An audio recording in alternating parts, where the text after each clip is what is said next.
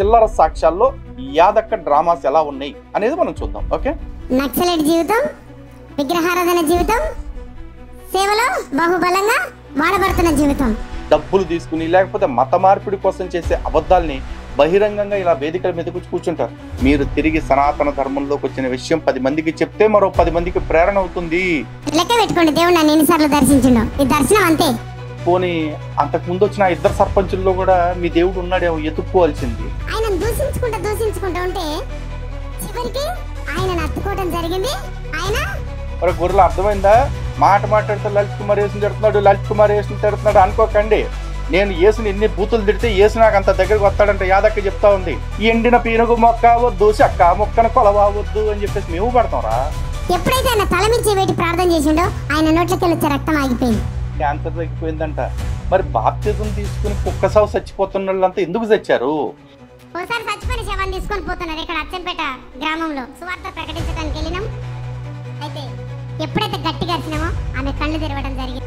కలుగుద్దులే గాని మరి ఎంత ఆత్రం ఉన్నప్పుడు ఆ పగడాల గడి దగ్గరికి వెళ్ళి యేసు నమ్మం లెగ తాగుపోతే అథవా. హిందూ బంధువులందరికీ జై శ్రీరామ్. హిందూ జనశక్తి నిధి సేకరణ గురించి ఎప్పుడు మనం వీడియో పెట్టినా కూడా ప్రతిసారి ఒక 10-15 ట్రాన్సాక్షన్స్ తర్వాత ఈ ఫోన్పే గూగుల్ పేలు నిరవధికంగా ఫెయిల్ అవటం, ఆ తర్వాత చెయ్యాలి అనుకున్న వాళ్ళు కూడా కొద్ది రోజులకి అది మర్చిపోవటం, మన నిధి సేకరణలో తమ విరాళాలని పంపలేకపోవటం జరుగుతుంది. అటువంటి వాటికి పరిష్కారంగానే రేజర్ పేని యాక్టివేట్ చేయడం జరిగింది. ఈ రేజర్ పే యొక్క లింక్ ను కూడా దిగువన డిస్క్రిప్షన్ లో ఇవ్వడం జరుగుతుంది. అదేవిధంగా ఛానల్లో కూడా డిస్ప్లే చేయడం జరుగుతుంది. అదేవిధంగా సదరు క్యూఆర్ కోడ్ ని కూడా మనం డిస్ప్లే చేస్తూ ఉన్నాం. ఇకపై ఎవరైనా డొనేషన్ చేయాలి అనుకునే వాళ్ళు మీ ఫోన్ పే గూగుల్ పే నుంచి ఈ క్యూఆర్ ద్వారా చేయొచ్చు, లేదా ఈ లింక్ ద్వారా చేయొచ్చు. లేని పక్షంలో గూగుల్లో ఈ రేజర్ పే లింక్ ను కాపీ చేసినా కూడా డైరెక్ట్ హిందూ జనశక్తికి రీడైరెక్ట్ అవటం జరుగుతుంది. సో మీరు డెబిట్ కార్డ్ ద్వారా, క్రెడిట్ కార్డ్ ద్వారా, లేదంటే బ్యాంక్ అకౌంట్ నుంచి కూడా ఈ అమౌంట్ ని సనాతన ధర్మం కోసం, సనాతన ధర్మ పరిరక్షణ కోసం హిందూ జనశక్తికి పంపించడం వీలవుతుంది. అర్థం చేసుకుంటారని మరొకసారి తెలియజేసుకుంటున్నాను. జై శ్రీరామ్. భారత్ మాతాకి జై.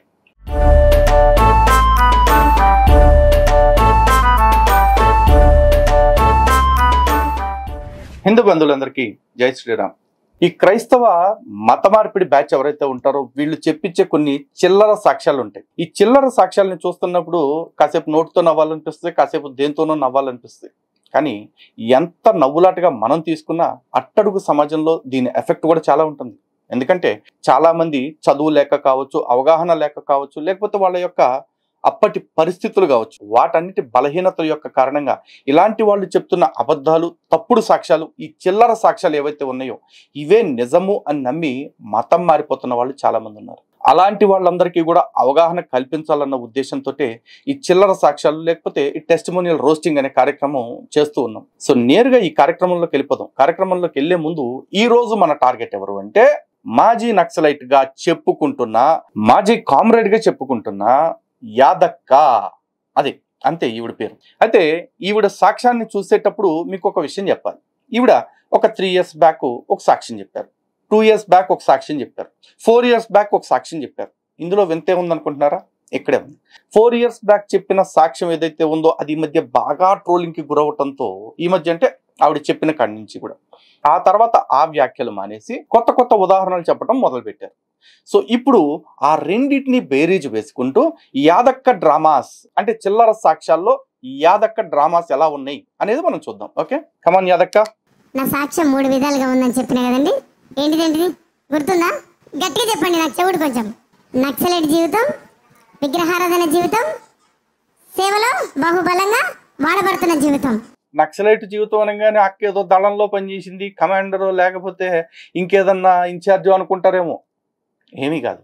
అక్క మొగుడు కలిపి, అంటే అక్క అంటే మా అక్కని కాదు బాబోయ్, నేను ఇట్టంటి వాళ్ళని అట్టంటి వర్షాలతో పిలవలేను. కానీ ఏమో పేరు చివరి తోక తగిలించుకుంది కదా యాదక్క అని చెప్పేసి. యాది అంటే బాగోదు కదా, మళ్ళీ హిందూ దేవత పేరు, హిందూ దేవుడి పేరే అవుతుంది.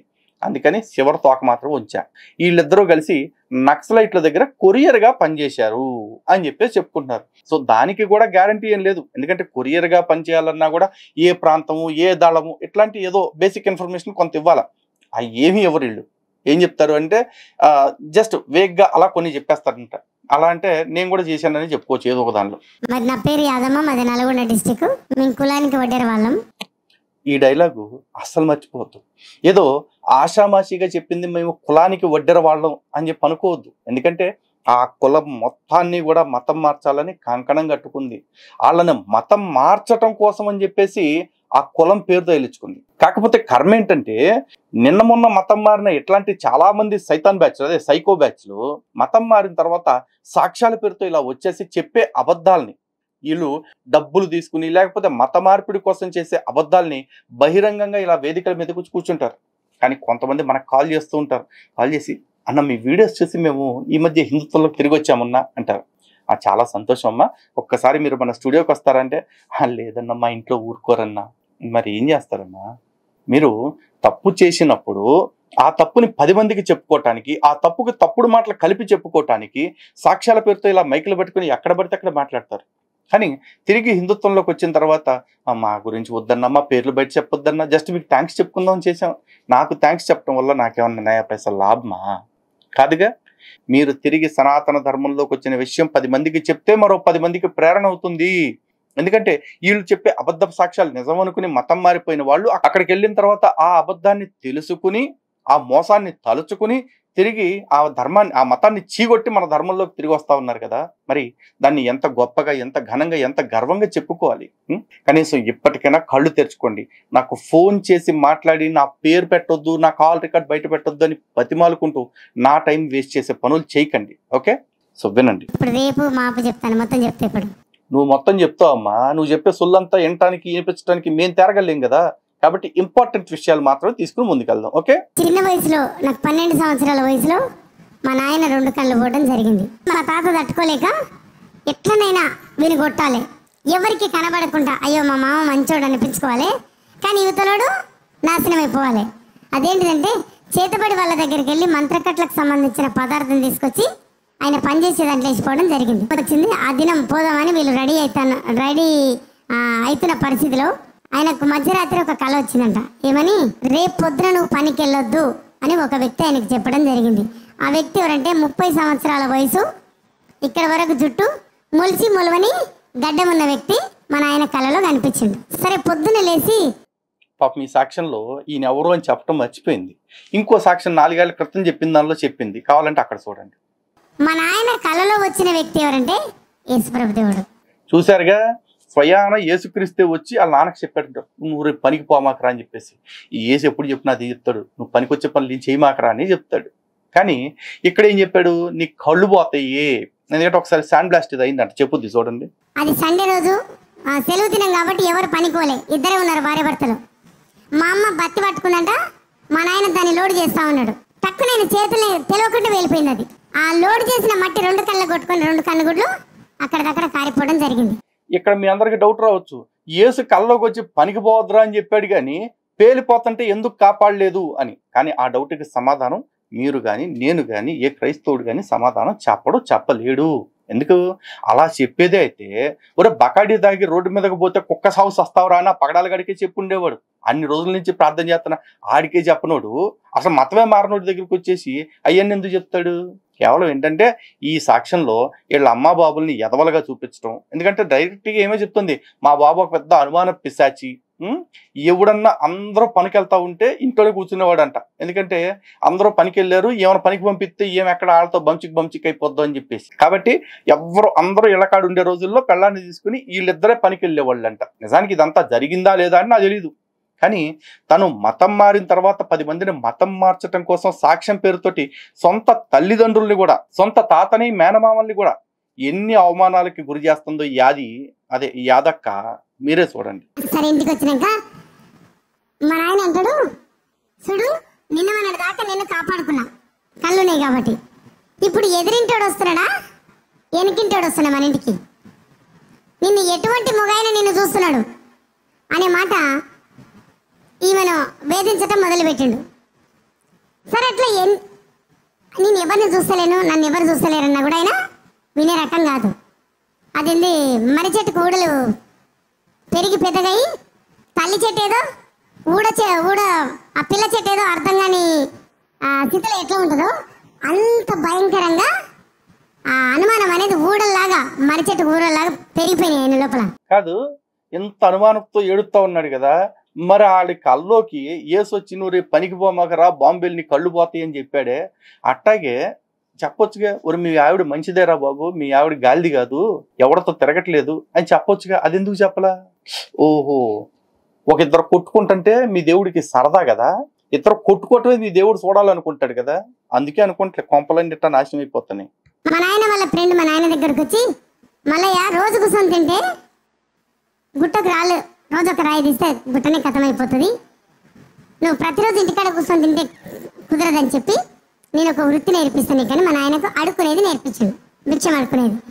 ఆయనకు చెప్పిన మాట ఏంటంటే, 4 బిడ్డలు ఉన్నారు, 4గురిలో ఎవరినో ఒకరిని తీసుకొని రా, నేను నా కొడుకు, నువ్వు నీ బిడ్డ, 4గురం పోదాం అడుకుందాం, తిరిగి వచ్చేటప్పుడు ఎన్ని కాయనే దొరకని పండే దొరకని పంచుకుందాం. ఈ డైలాగ్ బాగా గుర్తుపెట్టుకోండి. ఈ క్రాష్ కోర్స్ ఏదో బాగుంది కదా, అదే బెత్సం ఎత్తుకునే క్రాష్ కోర్స్ నేర్పించాడు కదా మల్లయ్య అనేవాడు వచ్చి. ఈ క్రాష్ కోర్స్ ఎలా ఉపయోగపడింది అనేది కాసేపు తర్వాత మాట్లాడదాం. మా నాయన నన్ను అడిగిండు, బిడ్డ మనం అడుకొచ్చుకుందామా అని అంటే, సరే నాయన. ఇద్దరం కలిసి అడుకుంటూ పోతా ఉన్నాం. వేరే సైడ్ నుంచి వేరే వాళ్ళు బైబిల్ పంచుకుంటా, బూదిగంతపు నివాసులారా నా వైపు చూసి రక్షణ ఉందండి అని వీధి సువార్త ప్రకటించుకుంటూ పోతా ఉన్నారు. వీళ్ళేమో కడుపుకు ముష్టి అడుక్కుంటున్నారు, వాళ్ళేమో మతం మార్మని ముష్టి అడుక్కునే వాళ్ళు వస్తున్నారట. వాళ్ళు ఎవరు వీధి సువార్త ప్రకటించే వాళ్ళంటే ఎప్పుడు వాళ్ళు ఎక్కువ ఈ సమయం వచ్చిందంటే వాళ్ళు ఎక్కువ వీధి సువార్త ప్రకటిస్తూ ఉంటారు. సరే వాళ్ళ దగ్గరికి పోయి నాకు ఒక బైబుల్ పంచుతూ ఉన్నారు. వాళ్ళ దగ్గరికి వెళ్ళి నాకు ఒకటి ఈ బుక్ ఇయ్యరా అని అడిగిన. డబ్బులక ఫ్రీ అంటే ఫ్రీగా అన్నారు. ఒకటి అడుకొని ఊరంతా తిరిగి ఇంటికి రావడం జరిగింది. ఇంటి పక్కల ఒక ఆమె 6 నెలల నుంచి మాతో మాట్లాడట్లేదు. ఆమె దగ్గరికి వచ్చి, ఏంది పిల్ల నీ చేతిలో ఎర్రదిగా అనిపిస్తుంది బుక్ అన్నది. ఏమో బజార్లో వంచి పెడితే తీసుకున్నా నేనని ఆమెకి 2 పక్కల చూపించిన. దాని మీద కొత్త నిబంధన అని రాసింది. ఆమె చూసి, అయ్యో ఇది కిరస్తన మతానికి సంబంధించిన బుక్, ఇది మన దగ్గర ఉంటే దరిద్రం వస్తుంది అని చెప్పగానే నాకు కరెక్టే కదా, చెప్పగానే నాకు భయమైంది. ఎందుకంటే వినటం వలన విశ్వాసం కలుగుతుంది, వినటం వలన దుర్వార్త అయితే ఉన్న విశ్వాసం పోతుంది. అయితే ఇంకొక విషయం నేను మర్చిపోతా. నేను మరి రూమ్లోకి పోయినప్పుడు మేమిద్దరం మాట్లాడుకున్న మాట ఏంటంటే, అక్క నేను దేవుని ఒక వరం అడుగుతున్నా అని అన్నది. ఏ వరం అని అన్నా. ఏం లేదు, నేను ముట్టగానే యేసు నామమునని పలకగానే క్యాన్సర్ పోవాలక్క. దానికంటే ఇన్నిసార్లు ఖర్చుతో తుడుచుకుంటున్నావు, ఆ జలుబు పోవాలని కోరుకుంటే దరిద్రం వదిలిపోయేదిగా. అటువంటి వరాన్ని దేవుని ఏమని అడుగుతున్నా అని అన్నది. అవునవును నేను కూడా అదే మాట అడుగుతున్నా అని ఇద్దరం మాట్లాడుకొని 1 గంటలో 2 గంటలు అయిందంతే. తిరిగి వచ్చేటప్పుడు అదే వార్త మేము విన్నాం. భూమి మీద ఎక్కడ చూసినా క్యాన్సర్ క్యాన్సర్ క్యాన్సర్. ఎందుకంటే దానికి పోగొట్టే మందు అయితే భూమి మీద లేదు. ఒకటే ఒక మంది ఏంటంటే యేసు నామమున పోతుంది. మీరు అలా మాట్లాడితే చాలా ఇరిటేట్ ఉంది తెలుసా. ఎందుకంటే బసవతారకం చూడండి, ఒమేగా చూడండి, అక్కడ ఎంఎన్జే క్యాన్సర్ హాస్పిటల్ అని ఒకటి ఉంది హైదరాబాద్లో. ఈ మేజర్గా చెప్తున్నా, ఇంకా కార్పొరేట్ ఆసుపత్రులు చాలా ఉన్నాయి. వాటిల్లో క్యాన్సర్ పేషెంట్లు ఎంతమంది ఉన్నారు. ఒక్కడికి తగ్గించండి, నేను తీసుకొస్తా ఒకడిని లేదా ఒక ఆమెని, ఒక్కళ్ళకి తగ్గించండి క్యాన్సర్. చిదినం క్యాన్సర్ దాకా వెళ్ళారు, నీ ముక్కు గారుతుంటే నీకు జలుబు తగ్గించుకోవటం చేత కాలేదు, నువ్వు క్యాన్సర్ తగ్గిస్తావా? చెప్పేవాళ్ళకి ఎట్టాకు సిగ్గు ఉండదు, వినేవాళ్ళకి ఆడబోతుందో సిగ్గు తరపు తప్పట్లు పడుతుంది సిగ్గు లేకుండా. ఈ ఏమో సాక్ష్యంలో చాలా సొల్లు ఉంటుందండి. ఉదాహరణకి వీళ్ళ అమ్మ బాబులు అనుమానం పేరుతోటి కొట్టుకు చావటం, తర్వాత వాళ్ళిద్దరు విడాకులు తీసుకోవటం, తర్వాత వీళ్ళ అమ్మే ఏమన్నా సర్పంచ్ దగ్గర పడుకోబెడటానికి పక్కలేయటానికి తీసుకెళ్ళటం, ఏమాడి నుంచి తప్పించుకుని పారిపోవటం, ఆ తర్వాత ఎట్టగొట్ట ఇంకొకరిని తెంగరోని పెళ్లి చేసుకోవటం, ఆ తెంగరోడు రంగం వెళ్ళిపోయాడు ఏదో ఉద్యోగం కోసం అని చెప్పేసి, ఆడక్కడికి వెళ్ళంగానే ఏమో అత్త అంటే వీళ్ళ మొగుడోళ్ళ అమ్మ ఎవరైతే ఉందో ఆమె ఆ ఊరు సర్పంచ్ దగ్గర పడుకోబెట్టాలని ట్రై చేయటం. ఏంటో మరి ఏమో చూడంగానే అందరికీ దప్ప వేరే ఎవరు రావట్లేదేమో మరి. అంటే బహుశా ఏసయ్య అలా బాబు కల్లోకి వచ్చి చెప్పినట్టు ఏమో కల్లోకి వచ్చి ఎందుకు చెప్పట్లేదో మరి మనకు తెలియదు, ఏమో ఏసుకే తెలుసుకోవాలి. అక్కడ కూరగాయలకని పోతున్నా నేను. పోతున్నప్పుడు యేసుప్రభు ఫోటో బొమ్మను చర్చి పైన ఇట్లా పెట్టింది ముందు. పక్క సీట్ అవని అడిగిన, అయ్యో ఏందాయన పాపం పైన పెట్టి మేకులు కొట్టిరని అడిగిన. అవేమన్నా తెలుసా, ఆయన లోకం మీద ఉన్న పాపాలని చేసిండ్రు, అందుకే ఆయన పైన పెట్టి మేకులు కొట్టిరు. కరెక్టే చెప్పింది అని అంటే మరి పాపం చేసినప్పుడు కొట్టకపోతే ఏం చేస్తారు, బాగా కొట్టిరని అన్న. తానంటే తందానన్నట్టుగా నేను శుద్ధి పలకడం జరిగింది. సరే ఇంకొక రోజు లెక్క పెట్టుకోండి, దేవుడు నన్ను ఎన్నిసార్లు దర్శించిండో. ఈ దర్శనం అంతే.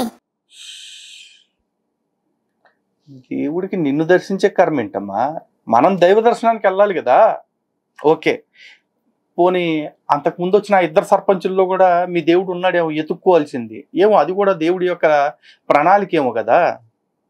ఇంకొక రోజు ఏమైందంటే మేము ఒక ఇంట్లో రెంటుకున్నాం, ఆ ఇల్లు సరిపోతలేదని చెప్పేసి ఇంకో ఇల్లు కడగడానికి వెళ్ళిన. ఆ ఇంట్లో ఒక క్యాలెండర్ ఉంది, క్యాలెండర్ పైన యేసు ప్రభు, కింద కొన్ని గొర్రె పిల్లలు, ఆయన చేతిలో ఒక దుడ్డుకర గొర్రె పిల్ల పట్టుకొని ఉన్న దృశ్యం దానిపైన ఉంది. ఒక ఆమె పనిమాల నా దగ్గరకు వచ్చి, మీరు హిందువులా కిరస్థానం వల్ల అని అడిగింది. మేము హిందువులే అమ్మ అని చెప్పిన. ఇది కిరస్థానం మతానికి సంబంధించిన క్యాలెండర్, ఇది మన ఇంట్లో ఉంటే దరిద్రం వస్తుందని చెప్పింది. నిజంగా హిందువుల్లో అంత అవగాహన ఉందా? ఇంత కాన్ఫిడెంట్గా హిందువులు చెప్తున్నారా యేసు ఫోటో కొంపలో ఉంటే దరిద్రం అని చెప్పేసి? అట్లాంటి హిందువులందరికీ దండం పెట్టాలమ్మా. నిజంగా హిందువులందరూ నేర్చుకోండి, సమాజంలో అలాంటి వాళ్ళు ఉన్నారు. కాకపోతే నాకు అర్థం కానిది ఏంటంటే, ఏమైనా ఇన్నిసార్లు దర్శించాడు కదా యేసుని వ్యతిరేకిస్తుంటే, నేను అమ్మలక్కలు తిడతా ఉన్నాను కదా, ఒక్కసారి కూడా నా దగ్గరికి వచ్చి తిట్టమాకరా ప్లీజ్ రా నాకు దండం పెడతాంటాను ఒక్కసారి కూడా ఎందుకు అడగట్లేదు యేసు? ఏమో ఒకసారి రా నా దగ్గరికి కూడా అడుగు, కనీసం నువ్వు అడుక్కుంటే అన్నా నేను ఏమన్నా మారుతానేమో చూద్దాం. దరిద్రం ఏంది నయమడి పడ్డది అని చెప్పి నా చేతిలో అంతే, అదృష్టం ఒక్కసారి తలుపు తడద్ది, దరిద్రం తీసే వరకు తడతానే ఉంటది, నువ్వు ఎప్పుడూ తీసుంటావు. ఆ ఇల్లు ఊడుస్తున్న చీపురు పుల్లలు తీసుకొని ఇరిసి ఆ క్యాలెండర్ ముట్టుకోకుండా చీపురు పుల్లలతోటి ఇట్లా పట్టుకపోయి పెట్టగడ్డ మీద పడేసి వచ్చిన. కరెక్ట్ ప్లేస్ లో నీసేవులే. అన్ని ప్రార్థన మొత్తం అయిపోయినాక పాస్టర్ గారు, ఏసునామలో ఈ పిల్లగానిలో పడిన జ్వరం బయటికి రాని, ఒక పిల్లగానికి ఏదో జ్వరం వచ్చింది, ఆయన పిలిచిండు బయటికి. మైకులో నాకు ఇది వినబడ్డది. నేనన్నా ఓహోహోహో అని వీళ్ళ శాదష్టం పాడగాను, జ్వరానికి నోరున్నాయా చెవులున్నాయా, వీళ్ళు పిలవంగానే వస్తున్నాను రావడానికి అని చెప్పేసి పాస్టర్ గారిని దూషించటం మొదలుపెట్టినా. ఎందుకంటే అప్పుడు నువ్వు ఇంకా గొర్రె అవ్వలేదుగా, అందుకే అట్లాంటి దిక్కుమాలి అసలు నమ్మలా. అది ఎగతాళిగా చేసి నమ్మటం మొదలుపెట్టినా. అంటే ఒక్కొక్క మాటకు, ఇప్పుడు నేను తిడుతున్నా ఒక మాట, నేను ముందుకు వస్తున్నా, నేను తిడుతున్న ఒక్కొక్క మాటకు దేవుడు ఆయన ఒక అడుగు నా సైడు, నేను ఒక అడుగు ఆయన సైడు. అర్థమవుతుందా? మాటి మాటికి నడువు నా దగ్గరికి రా. అయితే మాటి మాటికి తిట్టుకుంటా లాస్ట్కి ఏమవుతారో తెలుసా? ఇద్దరు కలిసి ఏమన్నామని చెప్పేసి ఏమవుతారు, దూరంగా ఉన్న వాళ్ళు తిట్టుకొని దగ్గరికి అవుతారు. దగ్గరికి అయినప్పుడు ఇద్దరు చేతులు వేస్తాయి, అవునా? కానీ ఇక్కడ జరిగింది ఏందో తెలుసా? ఆయన దూషించుకుంటూ ఉంటే చివరికి ఆయన నట్టుకోవడం జరిగింది. ఆయన ఈ బైబిల్ తీసి నన్ను ఎత్తిలో పెట్టడం జరిగింది. మరి గొర్రెలు అర్థమైందా? మాట్లాడితే లలిత్ కుమార్ యేసుని తిడుతున్నాడు అనుకోకండి. నేను యేసుని ఎన్ని బూతులు తిడితే యేసు నాకు అంత దగ్గరకు వస్తాడంటే యాదక్క చెప్తా ఉంది. అందుకే నమ్మలక్కలు డమ్మ డెక్క డాలి, తప్పున్న డాషు గాలిన డాషు అని చెప్పేసి తిట్టినా కూడా, తిట్టలేదు అలా తిట్టినా కూడా వీడు యేసుకు దగ్గరగా వస్తున్నాడు అని మూసుకుని ఉండండి. అర్థమైందా? ఇది యాదక్క థియరీ అనమాట. అందుకే ఇవాళ నుంచి యేసుని అనే ప్రయత్నం చేసుకుంటా. అది నాకు యేసుకి ఉండే బాండింగ్ అనమాట. ఓకే, అలా కొట్టాలి చప్పట్లు. దేవునికి మహిమ కలుగును గాక. కలుగుద్దులే, ఎందుకంటే అసలు లేదు కదా. అయితే అట్లా తిట్టిన వ్యక్తిని మా ఆయనని తీసుకుని మా అమ్మోళ్ళ ఇంటికి వచ్చినప్పుడు, మా అమ్మ దేవుని నమ్ముకున్నా అని చెప్పగానే నాకు ఒళ్ళు మండిపోయింది. ఏందమ్మా పోయి ఆ మతాలో కలిసిండ్రు, పని పడలేదా ఏమన్నా అని చెప్పేసి మా అమ్మని తిట్టినా. వాళ్ళకి సంవత్సరానికి 2 పండుగలు ఉంటాయి, నాకు 2 తెలుసు. ఏంటిది? క్రిస్మస్, గుడ్ నవ్వుతుంది. గుడ్ ఫ్రైడే ఏంటి, గుడ్డును ఫ్రై చేసుకుని తినే డే అనుకున్నావా? కాదమ్మా, మీ ప్రభువుని పుట్టుకుమని పైకి పంపించిన రోజు అది. 2 తప్ప నాకు వేరే దాని గురించి తెలియదు. అది కూడా ఏదో ఉప్పులో నిప్పేసినట్టు. కానీ మాకు 360 రోజులు పండుగలు. అమ్మా ఇన్ని పండుగలు వదిలిపెట్టి ఆ 2 పండుగల కన్నా మీరు పోయింది అని తిట్టినా. తర్వాత ఇంకొక మాట ఏంది, బొట్టు కాసులు లేని భర్త చచ్చిపోయిన లాగా ఉంటారు, పోయి గన్న కలిసి మొత్తం అన్నిటికీ దూషణ మాటలు మాట్లాడకుండా తిట్టడం జరిగింది. మా అమ్మ అన్నది, నీ భర్త చచ్చిపోయింది అనుకో అని చెప్పి మా ఆయనని తీసుకొని చర్చికి తీసుకొని పోయింది. ఇక్కడ కేడి శామ్యూల్ అన్న పాస్టర్ ఉన్నాడు, ఆయన ప్రార్థన చేసిన చాలా మంది. ఈ పాస్టర్ గాడి పేరు కూడా భలే సెట్ అయిందమ్మా. ఆ కేడి శామ్యూల్ మిమ్మల్ని అట్ట మతం మార్చాడు అనమాట. ఇంతకీ మీ అమ్మ మీ ఆయన్ని తీసుకెళ్తుంటే మీ ఆయన అలా వెళ్ళిపోయాడు ఊపుకుంటా. తేడా కొడుతుంది సీనా అని చెప్పి ఈయన తీసుకొని పోయింది. వాళ్ళ వెనకాల ఒకటి మంచిగా అయినాక నా ఈపులు పచ్చడి అయితే కదా, వాళ్ళు తీసుకుపోయి మంచిగా చెప్పిస్తానంట, నువ్వెందుకు రాలేదు అనే మాట అంటారు. మంచిగా లేనప్పుడు ఏదో మూలుకుంటుంటారు, మంచిగా అయినాక చేయలేస్తుంది అని చెప్పేసి అన్నట్టు ఇందాక అసలు విషయం చెప్పలేదు కదా, వీళ్ళ ఆయన క్యాన్సర్ వచ్చింది. భయపడి వాళ్ళే ఆయన వెనకాల పోయి ఏమనంటే ఇలా పాస్టర్ గారు కూర్చోనంటే కొంచెం యేసు ప్రభుకి చెప్పారా మా ఆయనను మంచిగా చేయమని అన్న.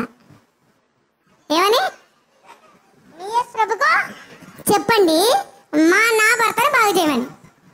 ఆయన ఇట్లా చూసిండు, మా పాస్టర్ అన్న బ్లేడ్ లాంటోడు, అర్థమైందా?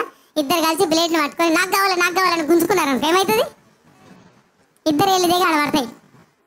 అట్లా అటువంటి పాస్టర్ గారికి పోయి నేనేమన్నా కొంచెం మీ యేసు ప్రభుకి చెప్పండి మా ఆయనను మంచిగా చేయమని.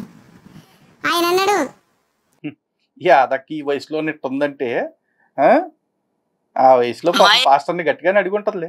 యేసు ప్రభుకి ఏం బాధమ్మా మీ ఆయనను మంచిగా చేస్తుంది, ఆయన కూలాడు అనుకున్నావా పని పడలేనాడు అనుకున్నావా అని అన్నాడు.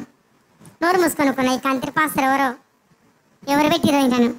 కొద్దిసేపు ఏదో నెత్తిలో నేను చేయబెడతానంట, నోట నూనె వేస్తారంట, అదేదో ప్రార్థన చేస్తారంట, చేపించుకొని పోతే అయిపోతుంది, నాకు వచ్చిన బాధ ఏంది ఈయనతోటి గొడవ అనుకున్నా. ఆయన అన్నాడు తల మీద చేయబెడతాడు నోట్లో నూనె వేస్తాడు అని నువ్వు అనుకుంటున్నావు కదా అని అన్నాడు. ఇదేంద్రా ఆయన కొట్లాడితే నోటికి నోరు ఇద్దరు కలిసి తిట్టుకుంటే నువ్వేమన్నావు అని ఏమన్నా అనొచ్చు, కానీ లోపల మాట్లాడుకున్నది కూడా ఆయన మాట్లాడుతున్నాడు బయటికి అని చెప్పి ఇంకా నేను మౌనంగా కూర్చున్నా. ఆయన అన్నాడు నా యేసు ప్రభును నీ యేసు ప్రభుగా చేర్చుకుంటే ఆయన నీ భర్తను బాగు చేస్తాడు అని చెప్పి మా ఇద్దరికి ఒప్పింపు ప్రార్థన చేయించి యేసు ప్రభు అంటే ఆయన నిజమైన దేవుడు, ఆయన మనల్ని పుట్టించిన సృష్టికర్త, దేవుళ్ళని పేర్లు పెట్టుకున్న వాళ్ళు ఎంతో మంది ఉన్నారు. ఎవరు మన కోసానికి రక్తం గార్చలేదు, ప్రాణం పెట్టలేదు. ఆయన రక్తం గార్చిన దేవుడు, ప్రాణం పెట్టిన దేవుడు అనే మాట ఆయన నాకు చెప్పడం జరిగింది. కొత్త సొల్లు ఏం చెప్పరుగా, ఎప్పుడు చెప్పే రొట్టిదే. తర్వాత ఆయన వినే దేవుడు, ఆయన మాట్లాడే దేవుడు, ఆయన చూసే దేవుడు, ఆయన జవాబిచ్చే దేవుడు, ఆయన కన్యలకు కడుపు చేసే దేవుడు కూడా. వినే దేవుడు, ఆయన మాట్లాడే దేవుడు, ఆయన చూసే దేవుడు, ఆయన జవాబిచ్చే దేవుడు అనే మాట ఆయన నాకు చెప్పిండు. ఆ మాట నా హృదయాన్ని పట్టేసింది. ఇంతమంది దేవుళ్ళకి పూజ చేస్తే ఒకరి గురించి ఏంటనని మరి చెప్పలే, ఈయన చూస్తాడని చెప్పలే, ఈయన జవాబిస్తాడని చెప్పలే. మరి ఈ దేవుడు ఆయన వింటాడు, ఆయన మాట్లాడతాడు, ఆయన చూస్తాడు, ఆయన జవాబిస్తాడు. ఈ 4 గుణాలు ఎవరికి ఉన్నాయి? ఇప్పుడు యేసుని నేను అమ్మలక్కలు తిడుతున్నా, వింటున్నాడా? లేదు. యేసుని నేను చాలా రకాలుగా అవమానిస్తున్నా, చూస్తున్నాడా? లేదు. యేసు పుట్టుక గురించి, యేసు తల్లి గురించి ఇన్ని ప్రశ్నలు వేసా, జవాబు ఇస్తున్నాడా? లేదు. అరే ఏమీ చేయట్లేదు, మరి నా దగ్గరకు వచ్చేపటికి ఎందుకంటావు? మీకు మీ క్రైస్తవ ప్రపంచం మొత్తానికి ఛాలెంజ్ ఇస్తున్నా. ఒక్కసారి ప్రభువు నా దర్శనానికి వచ్చి నన్ను దర్శించుకోమని చెప్పండి, అపాయింట్మెంట్ ఇస్తాను. నేను ఇచ్చి దర్శనం చేసుకుని లలిత్ కుమారు నువ్వు అడిగే ప్రతి ప్రశ్నకి ఇదే సమాధానం అని నాకు చెప్పమనండి. తెల్లారి నుంచి యేసు మీద వీడియో కాదు కదా, చిన్న డైలాగ్ వేస్తే చూడండి. క్రైస్తవులకి బహుశా ఇంతకంటే లైఫ్ టైం బంపర్ ఆఫర్ అవ్వడేమో. లేదంటే ఇన్ని సాక్ష్యాలు చెప్తున్నా, యాదక్క లాంటి అక్కర్లో అయితే ఇంకో సోదక్కో గేదక్క ఎవరు వచ్చినా పర్లా, మీరందరూ ప్రార్థన చేసి ఒక్కసారి యేసుని నన్ను దర్శించరమ్మని చెప్పేసి చెప్పండి. సోది. మరి ఇంకొక మాట ఏమన్నాడంటే యేసు ప్రభు దేవుడు, దేవునికి మానవునికి పాపం అనే గోడ ఉంటది, అది గుండు కొట్టించుకున్న పోదు, గుండంలో మునిగినా పోదు. యేసుక్రీస్తు రక్తంలో ఎవరైతే కడగబడతారో వాళ్ళ పుట్టుక నుంచి వచ్చిన పాప గుణం పోతుంది అని చెప్పిండు. ఎవడా ఎదవ చెప్పినోడు? ఎందుకంటే గుండంలో మునగటం మనకి తెలుస్తుంది, అది మునిగేటప్పుడు మనకు ఒక భావన ఉంటుంది. అలాగే ఇంకోటి ఏదో అన్నావు కదా, గుండు కొట్టించుకున్నా పోదు అని చెప్పేసి, అప్పుడు చేయించుకునేటప్పుడు కూడా మనం దేన్ని విడిచిపెడుతున్నామో ఒక భావన ఉంటుంది. కానీ నువ్వు యేసు రక్తంలో మునగటం అన్నవే, కనీసం కోడి రక్తంలో కూడా మిమ్మల్ని ఏ పాస్టర్ గారు ముంచడో, మళ్ళా తీసుకొచ్చి ఆ నీళ్ల తొట్టులోనే ముంచి ఇదే యేసు రక్తం అనుకో అంటాడు. అర్థమైందా? ఇక్కడ మేము నదుల్లో మునిగేటప్పుడు అందులో మా దేవుళ్ళ యొక్క రక్తం ఉండదు, మా దేవుళ్ళే ఉంటారు. కానీ మీరు నీళ్లలో మునిగేటప్పుడు ఆ నీళ్లలో మీ దేవుడు ఉండడు, మీ దేవుడి యొక్క రక్తం ఉంటుంది అనమాట. అర్థమైందా? అది మరి ఓ పాజిటివో, ఏ పాజిటివో, ఎక్స్ పాజిటివో, సెక్స్ పాజిటివో నాకు తెలియదు, కానీ మొత్తానికి ఆ బ్లడ్ కంపు కొడతా ఉంటుంది. ఎందుకంటే 2000 సంవత్సరాల క్రితం కాచిన రక్తం అది. అర్థమైందా? దిక్కుమాల మాటలు, దిక్కుమాల వేషాలు మా దేవుళ్ళ గురించి మాట్లాడితే రిటర్న్లో మేము ఇచ్చే సమాధానం కూడా ఇలాగుంటుంది. దీన్ని చూసి చాలా మంది మా దేవుడిని ఇట్టా అన్నాడు అట్టా అన్నాడు. మీరు మా దేవుళ్ళ గురించి ఇండైరెక్ట్గా మాట్లాడితే మేము మీ దేవుడి గురించి డైరెక్ట్గా మాట్లాడతాం. అర్థమైందా? మీకోసం మీ దేవుడు రక్తమే గార్చాడో వచ్చే గార్చాడో నాకు తెలియదు, కానీ మా దేవుళ్ళు మా కోసం ఈ సమస్త సృష్టిలోనూ పరమాత్ముడు తానే అయి ఉన్నాడు అని చెప్తున్నాడు. ఇందులో ప్రతి అణువు ప్రతి రేణువు కూడా పరమాత్ముడే. అదే మాట మాకు మా వేదాల్లో ఉపనిషత్తుల్లో కూడా చెప్పారు. యచ్చకించిత్ జగత్ సర్వం దృశ్యతే శ్రూయతే పివా అంతర్బహిశ్చ తత్ సర్వం వ్యాప్య నారాయణ స్థితాః. ఈ కనిపించే వినిపించే సృష్టిలో ఉన్న ప్రతి అణువులో పరమాత్ముడు నిండి నిబిడీకృతమై ఉన్నాడు. కానీ మీ యేసు ఎక్కడున్నాడో చెప్పండిరా. మీ యేసుని సర్వాంతర్యామి అని చెప్పే దమ్ము మీలో ఎవరికన్నా ఉందా? మీ యేసుని సర్వాంతర్యామి అని మీ పుస్తకంలో ఎక్కడైనా చెప్పిందా? కనీసం మీ యేసు ఎప్పుడైనా వచ్చి నేను అంతటా నేనే ఉన్నాను, కలిగి ఉన్నదాని ప్రతి దాని యందు నా శక్తి ఉంది అని చెప్పాడా? లేదు. ఊరికే అలా నీళ్ళలోకి తీసుకొచ్చి చి సిగ్గు లేకుండా చివరికి మేం పవిత్రంగా పూజించే నదుల్లోకి వచ్చి అక్కడ బాప్తిజం ఇచ్చుకుంటున్నారు కదరా పాపిష్టి మొహాలు తగలయ్యా. ఎరా మీరు ఒక మాట మాట్లాడితే మేము 10 మాటలు మీ దేవుడి గురించి మాట్లాడలేము. మీ దేవుడి గురించి కాదా, మీ కోచిగాడి గురించి మాట్లాడలేమా? మేము మాట్లాడతాం. నిన్న అదేతో పనికి మాలిందో పాట పాడుతుంది, రాయి రప్పని మొక్క వద్దు చెట్టు పుట్టని కొలవద్దు అని చెప్పేసి. మేం పాడలేమా? ఎండిన పీనుగు మొక్క వద్దు చెక్క మొక్కను కొలవద్దు అని చెప్పేసి మేము పాడతాం రా దిక్కుమాలిన ఎదవల్లారా.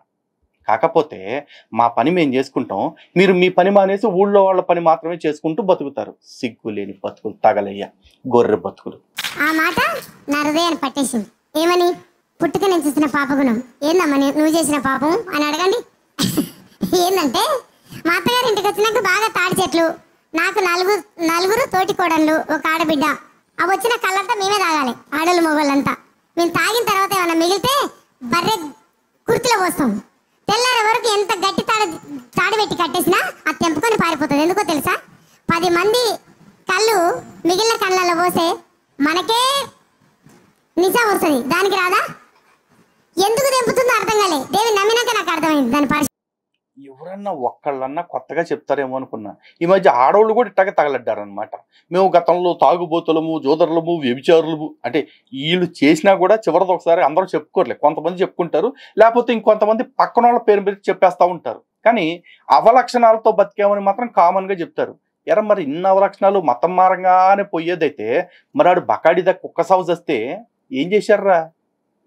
ఆడు తాగుబోతు కాదు అని నిరూపించుకోవాలని చెప్పి కష్టపడ్డారు. కానీ off the record back end లోను ఈ అభినయ దర్శన్ గారు లాంటి అందరూ కలిసి ఏం చెప్పారు? ఆడు ముందాగి సచ్చాడు అనే చెప్పారు. అర్థమైందా? తాగుబోతు ఎదవల్లారా. అయినా క్రైస్తవ దేశాల్లో ఈ మందు బ్రాండ్లన్నీ అక్కడి నుంచి వస్తున్నాయి మనకి, పాశ్చాత్య దేశాల నుంచి కాదా? అమెరికాలో చూడండి, పబ్బులని గబ్బులని గాలి తిరుగుళ్ళు తిరగటం, తెగ తాగి చచ్చిపోవటం, డ్రగ్స్ వాడటం, అడ్డగోలు సెక్స్లు ఇవన్నీ ఉండేది క్రైస్తవ దేశాల్లోనే. మరి అక్కడ మీ యేసు పవర్ పని చేయట్లేదా? అక్కడ నిల్డాస్పరండం అయిపోయాడా? చెప్తాను డాష్. ఇది నిండటం మందుతోటి తర్వాత బూతు మాటలకు అంతులేదు. మా అత్త 10 తిడితే నేను 100 తిట్టాలి. సరే, తర్వాత మీ చేనులో ఏమైనా కాయలు ఉన్నాయి అనుకోండి, మీ చేనుల నుంచి మా చేనులకు వచ్చే వరకు ఒక 10 కాయలైనా తెంపుకొని గంపలేసుకొని రావాలి. నిజంగా మాట మాట్లాడుకుందాం. అది ఇప్పుడు హిందూ ధర్మంలో ఎక్కడైనా సరే, ఏ గుళ్ళో అయినా సరే, ఏ గ్రంథంలో అయినా సరే, మీరు దొంగతనం చేయండి, తాగి తిరగండి, వ్యభిచారం చెయ్యండి, అబద్ధాలు ఆడండి, ఇవన్నీ చెప్పబడి ఉన్నాయా? లేదుగా. కానీ ఒక్కసారి సరదాగా బైబిల్లో చూసుకుందాం కదా. యెహోవాకి పానార్పణముగా మద్యమును సమర్పించుడి అనే మాట నీ పుస్తకంలోనే ఉంది. పాత నిబంధనలో లేవియాకాండం చూసుకోసారి. ఓకే. అలాగే యేసు తన మొట్టమొదటి మహిమ ఏం చూపించాడో తెలుసా? నీటిని సారాగా మార్చి అక్కడ ఉన్న వాళ్ళందరికీ పంచిపెట్టాడు. మద్యం తాగొద్దని చెప్పాడా? తాగమనే చెప్పాడు. పైగా నీ సామెతల గ్రంథంలో ఏముంది? ప్రాణము పోవుతున్న వానికి మద్యమునియుడి, మనోవ్యాకులమునందున్న వాడికి ద్రాక్షారసమునియుడి, వాడు తాగి తన బాధలను మరచిపోతాడు అని ఉంది. దొబ్బి తాగమని నీ పుస్తకం చెప్తా ఉంటే నువ్వు వచ్చి నేను ఈ మతంలోకి మారాకే మందు మానేశానంటావు. అక్కడికి వెళ్ళిన తర్వాతే ముందు ఆగాలి న్యాయంగా అయితే. తెలుసా? మీరు మీ సిగ్గులేని బతుకులు. ఇక్కడ చెప్పండి, ఎవరెవరి దగ్గర ఉందా పాపం పోయే చెట్టు? పాపం పోయే చెట్టు ఎవరెవరి దగ్గర ఉందో చెప్పండి. ఇది ఎవరెవరి దగ్గర ఉందో ఆ పాపం పోయేది వాళ్ళ దగ్గర ఉన్నట్టే. అవును కదా. ఇది చూపిస్తే ఎట్లాంటి పాపాలు పోతాయో తెలుసా మీకు? చూపిస్తా చూడండి. ఆదివారం చర్చికి రమ్మని చెప్తే సరే వస్తానని చెప్పి వెళ్ళింది. మందిరానికి వెళ్తా ఉంటాం అన్నారంట. మీలాంటి వాళ్ళ కోసం యేసుప్రభు ఉన్నది. వ్యభిచారం చేయొచ్చు, యేసే నమ్ముకోవచ్చు. అలా పాపం చేసి చర్చికి వెళ్ళాలందరూ అలాంటి వాళ్ళే. అర్థమైందా? ఎట్లాంటి పాపము? అట్లాంటి పాపాలు అన్నమాట. చర్చికి వెళ్తే ఏంటి ప్రయోజనం? పాపాలు తొలగించే శక్తిని పట్టుకుంటే ఏటైతుంది అంటే నువ్వు అబద్ధాలు ఆడొచ్చు, వ్యభిచారం చేయొచ్చు, వారానికి ఒకసారి చర్చికి మొత్తం వచ్చు అన్నమాట. అది మ్యాటర్. అది ఏం కాదక్క, కమాన్. పెట్టి దాచిపెట్టిన లాభం లేదు, అల్మార్లో పెట్టి దాచిపెట్టినా లాభం లేదు. 7వ రోజు చర్చికొచ్చి కడుక్కుని వెళ్ళిపోవటమే. అది ఇందులో ఉన్న మందు తెలవని వాళ్ళకి పంచండి. ఈ పాపం పోయే మందు నా దగ్గర ఉందని ఇవ్వండి, పోతుంది. అది 6 రోజులు అడ్డమైన పనులు చేసుకోండి. 7వ రోజు వెళ్ళి ఓసారి ఏడిచేయండి, కడిగేసుకున్నట్టే. అప్పుడు కాల్చిన రక్తం ఇప్పటి వరకు వాసన పట్టకుండా, పురుగులు పడకుండా, ఎండిపోకుండా, మురిగిపోకుండా ఉందా అంటే ఉంది అన్నాడు ఆయన. అని చెప్పి బాప్టిజం తోట నీళ్ళని చూపెట్టి, ఈ నీళ్లు యేసుక్రీస్తు రక్తానికి సాదృశ్యం. నేను చెప్పలా, అందులో దేవుడు లేడు, దేవుడు రక్తం మాత్రమే ఉంది అని కంపు దొబ్బుతా ఉంటది అన్నమాట. ఒక్కసారి దాంట్లో ముంచినప్పుడు పాత బతుకు చచ్చిపోతుందని అర్థం, తిరిగి లేపినప్పుడు కొత్తగా జన్మించినట్టు అని చెప్పిండు. అయినాక నేను అడిగినా, అన్న దీనికి ఏమైనా టైం డేట్ కావాలన్నా అని అంటే, ఏం అవసరం లేదు, చెరవ జాత బట్టలు తీసుకొని రాపోండి అని చెప్పిండు. చెప్పి ఇద్దరికి ఒప్పింపు ప్రార్థన చేసి, ఎప్పుడైతే ఆయన తలమించి వేటి ప్రార్థన చేసిండో ఆయన నోట్లోకి వచ్చే రక్తం ఆగిపోయింది. క్యాన్సర్ తగ్గిపోయిందంట. మరి బాప్తిజం తీసుకుని కుక్క సాగు చచ్చిపోతున్న వాళ్ళంతా ఎందుకు చచ్చారు? నిన్న మొన్న ప్రకాష్ గంటలు అనేవాడు కిడ్నీ వ్యాధితోటి చచ్చాడు. 20 ఏళ్ల నుంచి కిడ్నీ రోగం ఉంది. ఎన్నోసార్లు మోకాలు దండేసి ప్రార్థన చేసి ఉంటాడు, ఎన్నోసార్లు బాప్తిజంలో స్వయంగా ఇచ్చుంటాడు, స్వయంగా అంతకుముందు బాప్తిజం తీసుకుని ఉంటాడు. మరి ఆ గంటలోని యేసుక్రీస్తు ఎందుకు కాపాడలేదు? ఎందుకంటే క్రైస్తవ్యం అనేది వన్ టైం సెటిల్మెంట్ కాన్సెప్టు. ముందు మతంలోకి వచ్చేటప్పుడు మాత్రమే ఇట్లాంటి ప్యాకేజీలన్నీ పనిచేస్తాయి. నిజానికి అది ప్యాకేజీ కూడా కాదు, అదొక పెద్ద లీకేజీ. ఎందుకంటే మతం మారిన తర్వాత నేను ఎందుకు మారాను అని చెప్పుకోవటానికి ఒక జస్టిఫికేషన్ కావాలి కాబట్టి ఇట్లా ఉందన్నమాట. ఆ లాయన్కి మునిగిలేసినంత మాత్రానే క్యాన్సర్ తగ్గిపోయిందిగా, రక్తం కారటం ఆగిపోయిందిగా.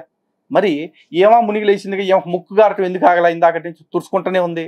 ఎందుకంటే అది అంబక్కు, ఇది రియాలిటీ కాబట్టి. మరి నాకు నా భర్తకి ఇద్దరికి బాప్టిజం ఇవ్వడం జరిగింది. ఎప్పుడైతే బాప్టిజం ఇచ్చిండో ఇంకొక మాట అడిగినా, అన్న బాప్టిజం తీసుకోకుండా ప్రార్థన చేస్తే, ఇవన్నీ ఏంటంటే పాపం రియల్ స్టోరీ కాదు కదా, ఒక్కోసారి ఒక్కోటి గుర్తు తెచ్చుకుంటా ఉంటది అనమాట. ఆయన నా ప్రార్థన వినడా అంటే, బాప్టిజం తీసుకొని ప్రార్థిస్తే నువ్వు తలుపు తీసుకొని లోపలికి వచ్చినట్లు, తీసుకోకుండా ప్రార్థిస్తే కిటికీలకి వెళ్ళి చూసినట్లు, బాప్టిజం తీసుకొని ప్రార్థిస్తే పెళ్లి చేసుకున్నట్టు, తీసుకోకుండా ప్రార్థిస్తే ఎంగేజ్మెంట్ అయినట్టు అని చెప్పిండు. మరి ఉంచుకున్నట్టంటే దానికి ఏం చెప్పలేదా?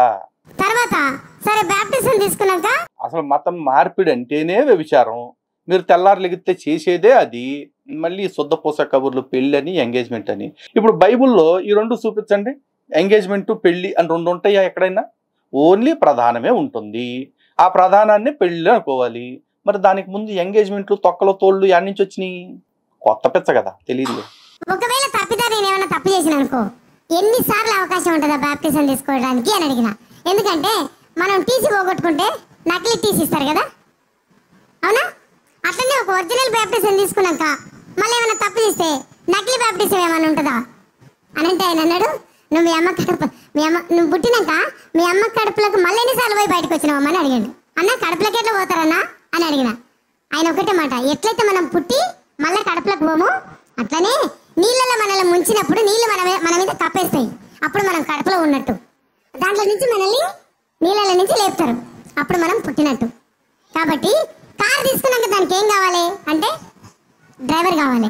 నువ్వు ఖాళీ కారు లాగా పరిశుద్ధాత్మ అనే దేవుడు డ్రైవర్ లాగా ఆయన చేతికి నీ స్టీరింగ్ అప్పగించి ఆయన నీ జీవితాన్ని నడిపిస్తాడు. పెట్రోల్ వద్దా? అదే మాట ప్రకారంగా నైట్ బాప్టిజం తీసుకున్న నైట్ దేవుడు నాతో మాట్లాడింది. 1000 ఎకరాలంతా వరిసేను పండిపోయిన ఒడ్లతో నిండుంది. అక్కడ 3 వ్యక్తులు నిలబడి ఉన్నారు. మధ్యలో నాయన నా దగ్గరికి వచ్చి, యాదమ్మా ఈ చేనుకు వస్తావా అని అడగడం జరిగింది. నేను ఏ సర్పంచ్ మీదకి అదే నరకడానికి కొడవలు తీసుకున్నానో అదే కొడవలు నా చేతికిచ్చి ఆ చేను కోయటం ఆయన నాకు నేర్పించండి. ఇది ఏంటో తెలుసా? నేను మొదట్లో చెప్పానే మేము వడ్డెర కులస్తులం అని చెప్పి. ఇప్పుడు ఆ చేను ఏంటంటే ఆ వడ్డెర కులం మొత్తం అనమాట. వాళ్ళందరినీ కూడా మతం మార్చటం. కావాలంటే చెప్పుద్ది చూడండి. యాదక్క పరిగెత్తుకొని వచ్చానా, రాత్రి ఒక 3 వ్యక్తులు కనిపించారన్నా, నాకు ఇట్లా చేను కోయటం నేర్పించిండన్నా అంటే, దేవుడు నేను సేవకు పిలుచుకుంటున్నాడు, నేను సేవలో వాడుకుంటాడు. నీకు కనిపించిన ఆయన 3 వ్యక్తులు ఎవరంటే తండ్రి, కుమార, పరిశుద్ధాత్మ అనే మాట ఆయన నాకు చెప్పి నన్ను బలపరిచి పంపించడం జరిగింది. నవ్వుకుంటారే ఆ చర్చిలో పని చేయటం అంతవరకు వదిలిపెట్టలేదు. నీళ్ళకి పోయి ఒక మనిషిని పట్టుకొచ్చి పాస్టర్ అన్నకు అప్పగిస్తుంటే, కూరగాయలు కోవాలి ఒక మనిషిని తీసుకొచ్చి పాస్టర్ అన్నకు అప్పగిస్తుంటే, మొత్తానికి మనిషిని కదిలించి తీసుకురావాలి, మిగతా సంగతి ఆయన చూసుకుంటాడు. తర్వాత ఇంకొక విషయం ఏంటంటే, అబ్బో యాదక్క ఎంత బాగా చెప్తున్నావు నువ్వు అని అంటే, అయ్యో నా దగ్గర గిన్ని మాటలు ఉన్నాయి, మా పాసరాన కాడికి వస్తే గిన్ని మాటలు వస్తాయి, ఆయన దగ్గర చాలా ఉంటాయి అని చెప్పి మొత్తం ఎటు తిరిగి చూశారు కదా, ఏమ దగ్గర ఇన్ని మాటలే ఉన్నాయి. ఇన్ని మాటలు ఉన్న ఏమే తడవకొకళ్ళని మతం మార్చి ఎంతమందిని మార్చిందో తెలుసా?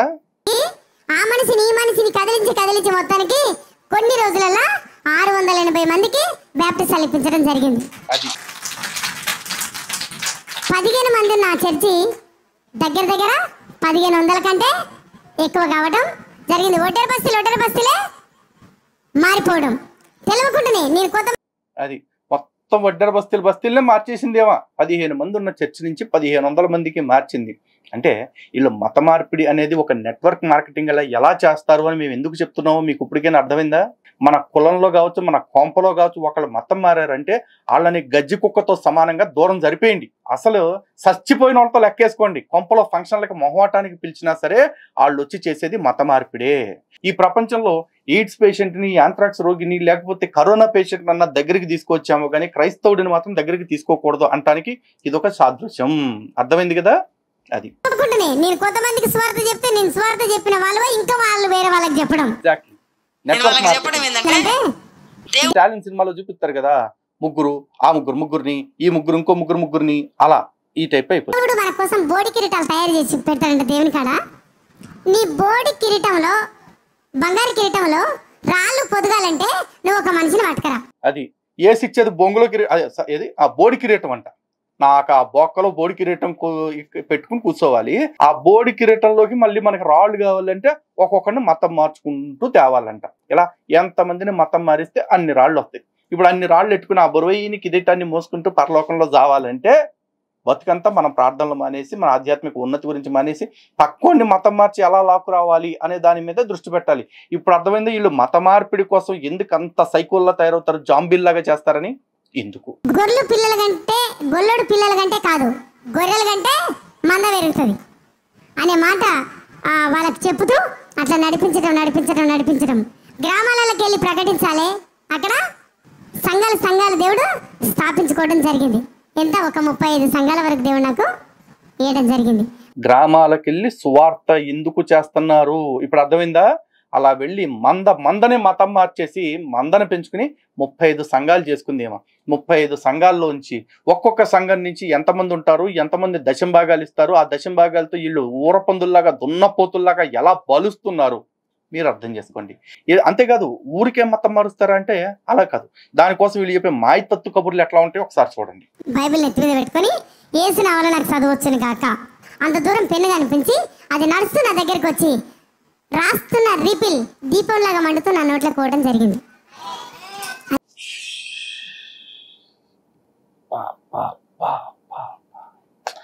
ఎక్కడైనా ఏదో ఒక మూమెంట్లో డిసప్పాయింట్ చేస్తారేమో చూస్తానండి. లేదు, అస్సలు అంచనాలకు తగ్గకుండా సాక్ష్యాలు చెప్పడంలో ఈ చిల్లర బ్యాచ్ నవ్వుతో నా భవిష్యత్తు. ఆ పెన్ను ఎప్పుడైతే నా నోట్లోకి వెళ్ళిందో ఏమంటే బైబిల్ ఉన్న నోరంతా ఇంకైందా, అక్షరాలు అర్థం కాలే. ఒక వ్యక్తి నా గదిలోకి వచ్చి నాతో ఏం మాట్లాడకుండా నా కళ్ళ మీద చేతులు పెట్టిండు. ఆయన చేతులు నా కళ్ళకు తగిలినమంటే ఇందులో ఉన్న అక్షరాలు అర్థం కావటం మొదలైంది. చూడండి, యెషయా గ్రంథం. ఇంతకా వ్యక్తి ఎవరో చెప్పలేదు యాదమ్మ గారా. సర్లే, ఈ దరిద్రం ఎక్కడతో పోయింది అనుకుంటే పొరపాటు. ఈ సాక్ష్యంలో కొన్ని చెప్పలేదు. ఇలాంటి ఆణిముత్యాలు గత సాక్ష్యంలో బోల్డ్ ఉంటాయి. అవి కొన్ని గ్లింప్సెస్ మీకోసం వేస్తున్నా, చూడండి ఒకసారి. ఒక స్థలాన్ని చూసి ఏసునామలేదు కొందరు కాక అనుకోడ పోయేదాన్ని.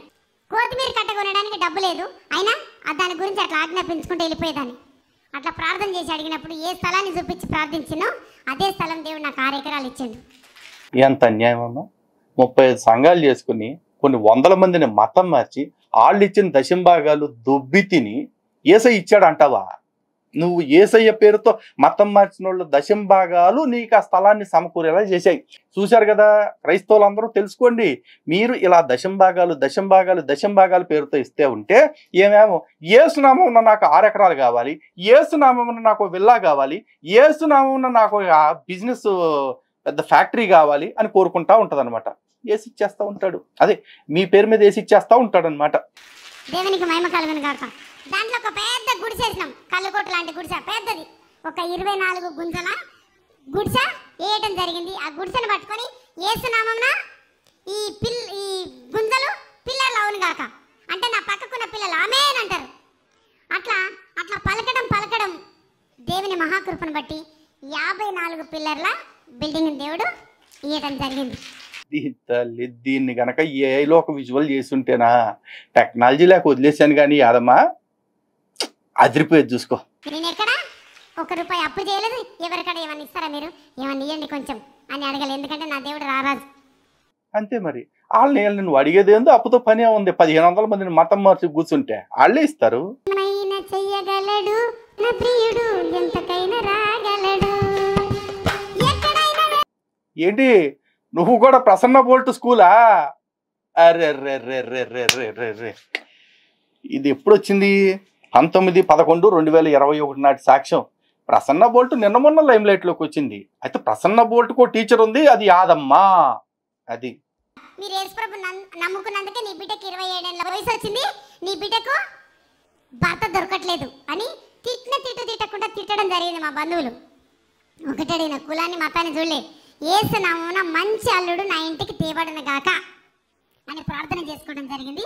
మంచి పాస్టర్ గారిని దేవుడు నాకు అల్లునిగా ఇచ్చిందండి. ఓ 2 చేతుల సంపాదన. ఆల్రెడీ అత్త 1500 మందిని మార్చి సంపాదిస్తుంది. ఇప్పుడు అల్లుడు వచ్చేసి ఆ 1500 మందికి ఇంకొక 1500 మందిని యాడ్ చేసుకుంటాడు. బాగుందిరా మీ సంపాదన, సంపాదించుకోండి. అయితే వాళ్ళ కోసము ఒక గొలుసు కావాలని అడిగింది. 1 తులం గొలుసు పెట్టచ్చు కదా మీ అల్లునికి, ప్రార్థన చేసిన. ఎందుకంటే పరలోక బంగారం అంతా మనదే. పరలోకంలో బంగారు వీధులలో నడిచేదాము అనే ఒక పాట ఉంటుంది కదా.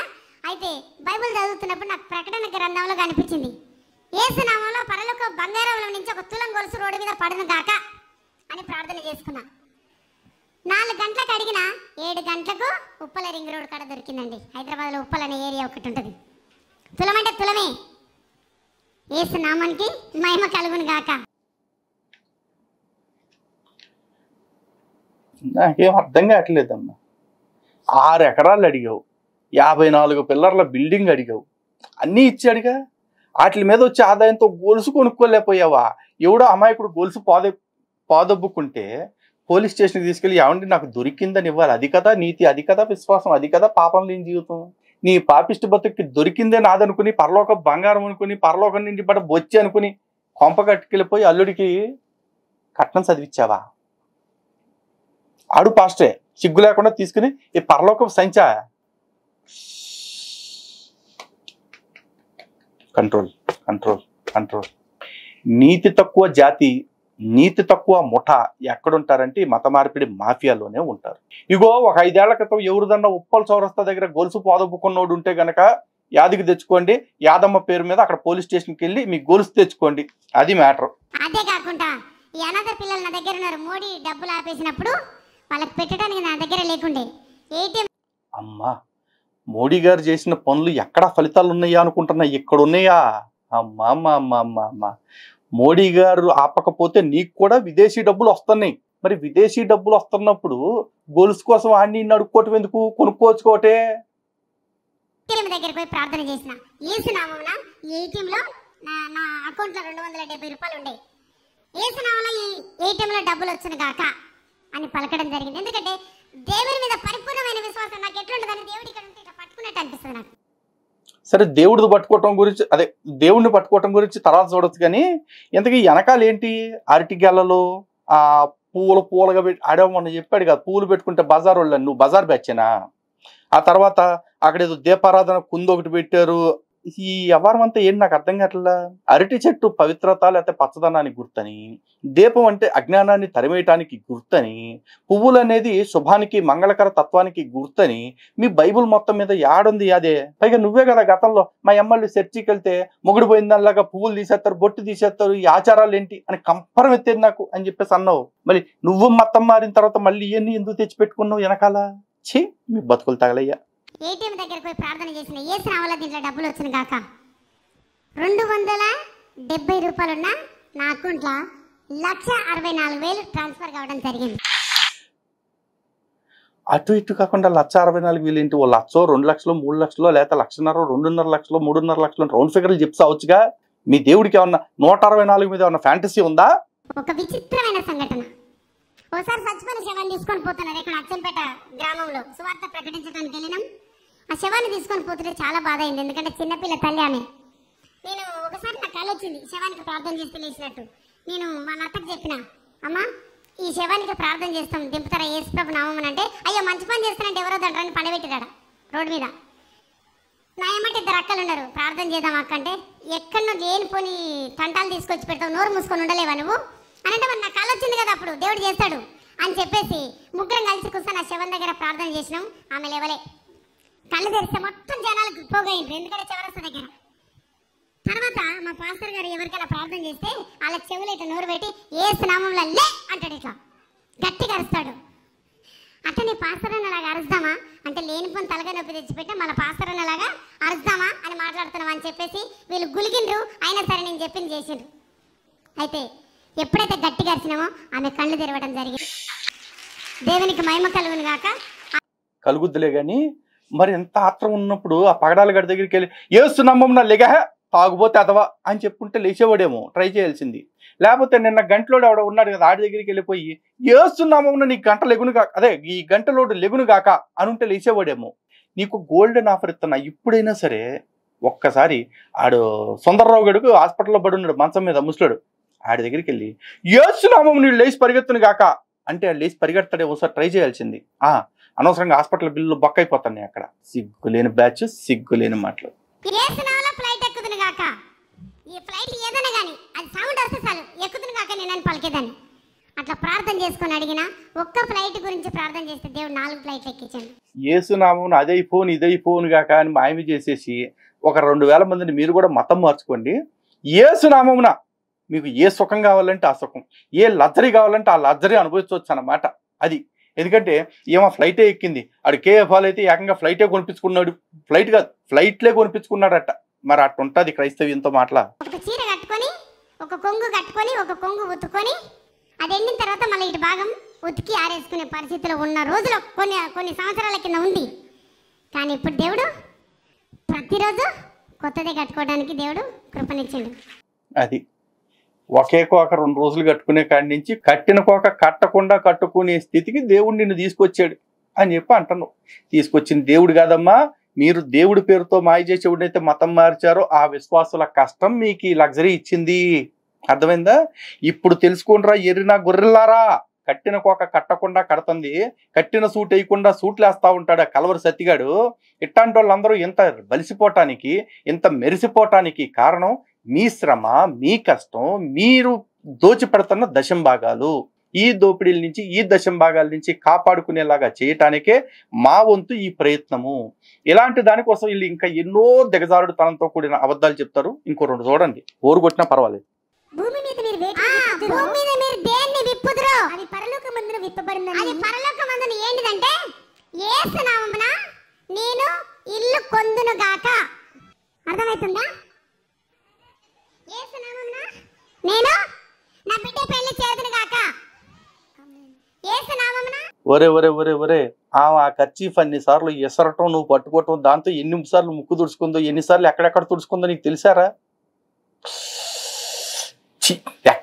నాకు అసలే ఓసిడి, చూస్తానికే కదా, చెప్పడానికి కూడా చిరాగ్గా ఉంది, కానీ తప్పట్లేదు. నేను మంచి ఇల్లు కట్టుకుందును గాక. భూమి మీద మీరు దేన్ని బంధిస్తే అది పరలోకంలో బంధించబడుతుంది. అర్థమవుతుందా మీకు? భూమి మీద మనం దేన్ని విప్పితే అది పరలోకంలో విప్పబడుతుంది. చీరలు రోజు ఇప్పుతాం కదా, మరి మనం బట్టలు ప్యాంట్లు అన్ని ఇప్పుతా ఉంటాం కదా, అవన్నీ కూడా పరలోకంలో రోజు ఎప్పటివే అవుతుందా? ఏమోలే, మీకు అన్ని రుచిగానే ఉంటాయి. హల్లెలూయా.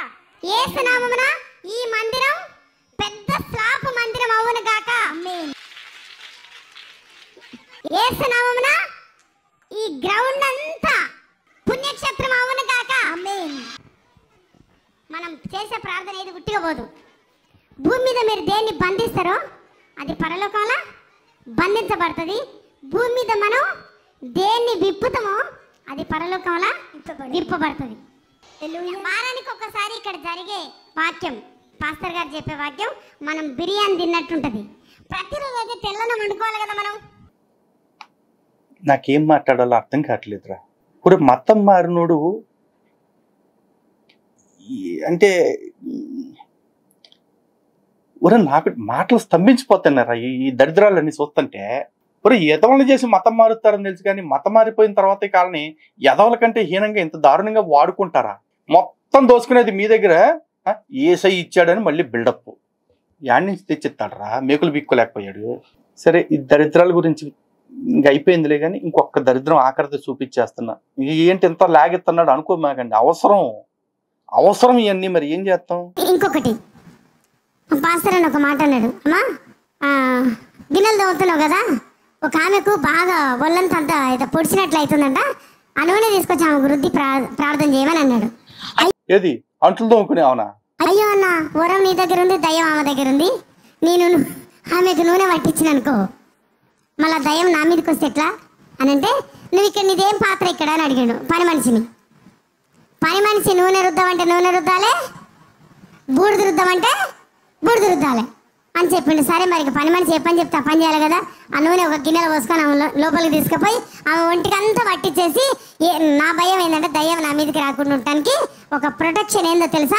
ఏసు రక్తం చేయం, ఏసు నామం చేయం, ఏసు రక్తం చేయం, ఏసు నామం చేయమని రుద్దుతా ఉన్నా. కొద్దిసేపట్ల ఎప్పుడైతే ఆ ఏసు రక్తం చేయం, ఏసు నామం చేయమని రుద్దడం మొదలు పెట్టినో ఆమె ఒంట్లోకి వెళ్ళి సీస ముక్కలు బయటికి రావడం మొదలైంది. అవి ఎక్కడి నుంచి? 2 రొమ్ముల నుంచి సీసా ముక్కలు పెద్ద పెద్ద. ఇప్పుడు ఇది గ్లాస్ అనుకోండి, ఇక్కడ పడేస్తే ఎట్లా దాని ఆకారంతో పగులుతాయా? అడ్డదిడ్డంగా పగులుతాయి కదా, అట్లాంటి ముక్కలు ఆ ఒంట్ల నుంచి బయటికి రావడం మొదలైంది. నేను అనుకున్న చిన్నదాంట్లో నమ్మకంగా ఉంటే పెద్దది అప్పగిస్తాడు దేవుడు అని చెప్పిండు. సరే ఇచ్చి నేను ప్రార్థన చేస్తే చిన్న చిన్నవి వస్తున్నాయేమో, మా పాస్టర్ అన్న ప్రార్థన చేస్తే పెద్ద పెద్దవి వస్తాయేమో అనుకున్నా. నేను మర్చిపోయినా. సరే అడగాల్సింది యేసు నామమున నాకు గుర్తొచ్చును గాక అంటే సరిపోయేదిగా. లేదు, ఆ రోజు పొద్దున్నే మేము ఇడ్లీ తినుకుంటా నేనన్నా, ఎప్పుడు చూసిన అబ్బా నన్ను నిద్రపోనిస్తలేవు, నీకు ఇంత పెద్ద చాకు వస్తే ఏం చేస్తావు అని అన్నా. నవ్వుకుంటా మాట్లాడిన మాట అది. పొద్దున 8 గంటల కన్నా రాత్రి 8 గంటలకు ఇంత పెద్ద చాకు పిడి తీసేసిరు. లోపలికి సగం బయటికి సగం ఆమె కడుపుల నుంచి బయటికి రావడం స్టార్ట్ అయింది. ఒకటన్నది, నీ నోరు పాడైపోను, నువ్వు పొద్దున అన్నావు కదా మనం ఇడ్లీ తింటప్పుడు, ఇగో ఇప్పుడు చాకు బయటకు వచ్చింది అని చెప్పిపోయి మా పాస్టర్ అన్నకు చెప్తే, మా పాస్టర్ అన్న తిరిగి నాకు ఇచ్చిన జవాబు అది. ఏమని? నీ నోటి మాట వలన చిక్కుబడి ఉన్నావు, నీ నోటి మాట వలన పట్టుబడి ఉన్నావు. పొద్దున ఏమన్నావు? అబ్బా నీకు చాకు వస్తే బాగుంటుంది, ఇప్పుడు ఏమంటున్నావు? ఆ చాకు బయటికి వెళ్తే బాగుంటుంది. కాబట్టి ఎప్పుడు కూడా నష్టానికి సంబంధించిన మాట మనం మాట్లాడద్దు, ఎవరితోటి మాట్లాడద్దు, మనకు మనం కూడా చెప్పించుకోవద్దు అనే మాట చెప్పి, ఈ రోజు నుంచి నువ్వు మంచిదే మాట్లాడాలి, చెడ్డది మాట్లాడద్దు అనే మాట ఆయన నాకు చెప్పడం జరిగింది. ఆమె ఒంట్ల నుంచి ఇప్పుడు ఇక్కడ కూర్చున్న వంట నుంచి రాళ్ళు బయటకు వస్తే 680 రాళ్ళు బయటకు వచ్చినాయి కడుపులో. ఏం మాట్లాడుతున్నామే? చెప్పు. ఆమె కడుపులోకి వెళ్ళి వచ్చినాయి ఏంటివి? ఇంత పెద్ద చాకులు, ఒక 15 చాకులు, మేకులు, సూతులు, రకరకాల వస్తువులు ఆమె ఒంట్ల నుంచి. ఇప్పుడు అవన్నీ కలిపి ఒక చర్చ కట్టేసుకోవచ్చు అయితే, రాళ్ళు, మేకులు, ఇనప చాకులు అన్ని కలిపి. ఈ దారుణాలు నేను చెప్పలేకపోతున్నా. మీ బొక్కలోది యాదమ్మ కంటే రెబ్కానే శుభ్రమైంది కొద్దిగా, మొత్తం తన మీదకి వచ్చినట్టుగా చెప్పుకుని వచ్చింది. ఇక ఊళ్ళో వాళ్ళందరికీ గాజు పెంకులు అంటది, కత్తులు అంటది, రాళ్ళు అంటది. ఇంకా 4 రోజులు అయితే సిమెంట్ కట్టలు కూడా వచ్చినాయి అని చెప్పింది. ఎందుకు వచ్చింది దరిద్రంలే కానీ. ఇక చాలు అయ్యా, ఈ చిల్లర సాక్ష్యాలు ఎంత చాండాలంగా ఉంటాయో, ఈ సాక్ష్యాల పేరుతో ఇలా మత మార్పిడి కోసం చేసే ప్రయత్నాలు ఎంత దరిద్రంగా ఉంటాయో ఇంకా చాలా ఎక్స్పోజ్ చేయాల్సి ఉంది, చాలా మందిని ఎక్స్పోజ్ చేయాల్సి ఉంది. కానీ దయచేసి సాక్ష్యాల పేరుతో మోసపోతున్న వాళ్ళు ఎవరైతే ఉన్నారో వాళ్ళని కాపాడుకోవటానికి ఇటువంటి అవకాశాలు ఇస్తున్న ఇటువంటి దొంగ సాక్షులకి, చిల్లర సాక్షులందరికీ వేల దండాలు చెప్తున్నా. ఎందుకంటే క్రైస్తవ్యం మొగ్గ గుడిసిపోవాలంటే ఎవ్వరు అక్కర్లా, ఈ సాక్ష్యాలు చెప్పేవాళ్ళు చాలు. ఈ సాక్ష్యాలు చెప్పేవాళ్ళ వల్ల క్రైస్తవ్యం సర్వనాశనం, దుంప నాశనం అయిపోతుంది. దీనికి మేము గ్యారంటీ ఇస్తున్నాం. ఓకే, సో మరో చిల్లర సాక్ష్యంలో మళ్ళీ కలుద్దాం. జై శ్రీరామ్, భారత్ మాతాకి జై. ఈ మత మార్పిడి మాఫియాతోటి, ఈ దొంగ సాక్షులు, చిల్లర సాక్షులతోటి తస్మాత్ జాగ్రత్త.